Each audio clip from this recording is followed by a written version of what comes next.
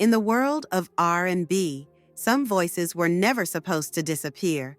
They had the vocals, the presence, the star power.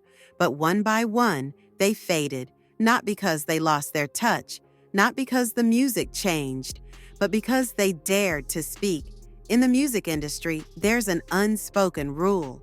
Be beautiful, be talented, be agreeable, but above all, be silent. Don't question, don't challenge, don't disrupt the system that profits from your pain. And if you do, you'll feel it.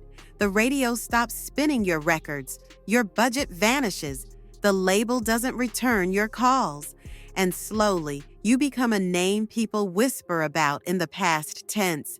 This isn't paranoia, it's a pattern. Look at Keri Hilson. She came in like a storm, not just a singer, a songwriter, a powerhouse behind hits for Britney Spears, Mary J. Blige, and yes, even Beyoncé. Her solo career launched with hits like Knock You Down and Pretty Girl Rock. Talk about it 'cause I know that I'm pretty, and if you know it too, then She was poised for a long reign, but then came the whisper, the rumor of a diss, a remix lyric many interpreted as a shot at Beyoncé. Whether it was shade or not, the consequences were real. The energy shifted, the collaboration stopped, radio cooled, and Keri, once everywhere, was suddenly nowhere. She spoke out, carefully at first, then more directly, about being blackballed. She said, "It's like I was erased." And yet, the industry didn't defend her. It didn't investigate. It didn't protect. It closed the door quietly. Now ask yourself, if it had been a man, would he have been destroyed over a lyric? Because in this industry, male ego is misunderstood genius. Female confidence is arrogance. And Keri Hilson isn't alone.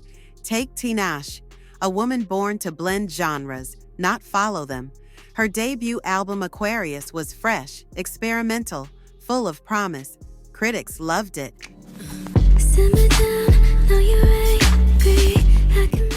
But her label didn't know what to do with her.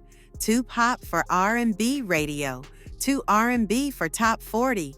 She was labeled difficult for having a vision. She refused to be molded. She questioned direction. She tweeted. She explained. And the machine? It turned its back. Despite consistent music, constant reinvention, and a loyal fan base, Tinashe became invisible to the very industry she gave herself to. And then there's Lil Mo. She wasn't just a voice. She was the voice on hooks that helped launch careers. From Ja Rule to Missy Elliott, she added soul to street. But when she spoke up about mistreatment, underpayment, disrespect from artists and executives, she was blacklisted. She wasn't seen as brave. She was labeled bitter. And when a black woman is angry, no one listens to why. They just silence her. There's a sinister formula at play here. When women in R&B are young, sweet, and silent, the industry praises them. But the moment they speak truth about money, about control, about fairness, they become a problem. And problems get erased. If there's one name that captures the cruelty of this industry's silence, it's JoJo. She was signed at just 12. Her debut single, Leave, Get Out, was a smash. I've been waiting all day for you, babe. So won't you come sit and talk to me? At 13, she became the youngest solo artist to top the Billboard charts. Her voice, unreal. Her potential, limitless. But while the world saw a teenage sensation, her label saw a product and locked her in a cage. JoJo wanted to evolve.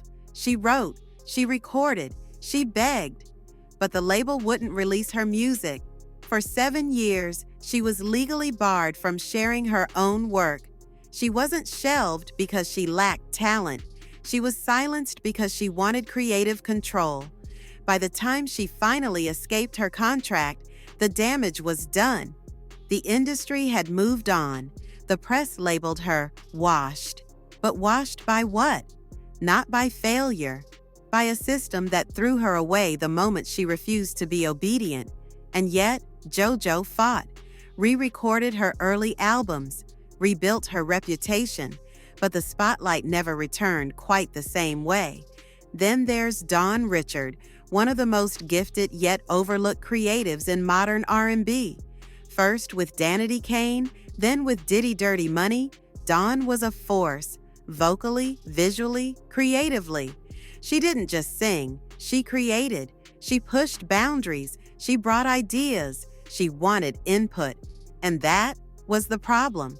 She challenged management, questioned favoritism, demanded recognition, and in return, she was branded the villain. When Danity Kane crumbled, the media painted it as drama. But it wasn't drama, it was a woman fighting for fairness. When Dawn launched her solo career, critics called her brilliant, visionary, but the industry, it stayed cold. No major push, no big marketing rollouts, just whispers of difficult, too abstract, not commercial enough. It's never enough to be talented, you have to be agreeable. And Dawn refused to shrink for anyone. And then came Teyana Taylor, signed young, mentored by Kanye West, a triple threat, singer, dancer, actress. Her albums, especially the album 2020, were celebrated by critics. She gave us visuals, choreography, vulnerability, range. But behind the scenes, she was tired of fighting for attention from her own label, tired of being placed behind male artists, tired of delivering excellence only to be ignored.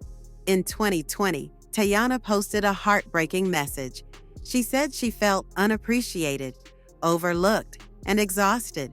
Shortly after, she announced her retirement from music, not because the passion was gone, but because the love wasn't returned.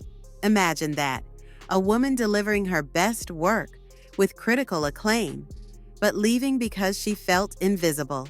She didn't ask for pity. She asked for partnership. She asked to be seen. And instead, she was pushed out by silence. Do you see the pattern now? Talent doesn't save you. Success doesn't protect you. If you speak up, really speak, the punishment is quiet but absolute. If a man flips a table in an interview, criticizes his label, or walks out of a contract meeting, he's called a rebel, a genius, a misunderstood artist taking control of his destiny. But when a woman does the same, she's a diva, a problem, hard to work with. She's emotional, disrespectful, ungrateful for the opportunity. That double standard isn't just frustrating, it's dangerous because it creates a world where women in R&B can either play along or disappear. Take Azealia Banks. Yes, she's controversial. Yes, her delivery is often chaotic. But beneath the headlines, the Twitter fights, and the drama, Azealia has always spoken about something real, how the industry punishes Black women who refuse to be silent. She called out label manipulation, colorism, tokenism. She said it loud and raw. The industry will profit off your pain, your culture, your image, and then leave you behind when you don't behave. And for that, she's been discarded, not for her lack of talent. Her catalog speaks for itself, but because she refuses to play the game quietly. Because at the end of the day, the machine isn't afraid of attitude. It's afraid of autonomy. Women like Azealia, Teyana, JoJo, Dawn, Tinashe, Keri, they didn't vanish. They were erased. Strategically, quietly, efficiently. They were painted as unstable, too demanding, too outspoken. But what were they really asking for? A seat at the table, creative freedom, equal pay, respect, their voice. And yet, in an industry that loves to sell Black women's voices, it's terrified when those same women use them. This isn't just about bad contracts or shelved albums. It's about a system that grooms women to be replaceable, that celebrates you for your pain in song, but punishes you for talking about it in real life. Because the industry doesn't want a woman who owns her narrative. It wants a woman whose narrative it can control. So when the music fades, when the interviews stop, when you wonder why your favorite R&B girl fell off, ask yourself this: did she really fall, or was she pushed? The women who spoke up didn't disappear. They grew. They went independent. They built families, started businesses, took back their catalogs, found peace. They may not be front and center in the charts, but they are still here, powerful, self-defined, and dangerous to an industry that relies on silence. So what do you think? Did these women fall off, or did they simply refuse to play by the rules? Let us know your thoughts and opinions down below in the comments, and stay tuned for more true celebrity stories.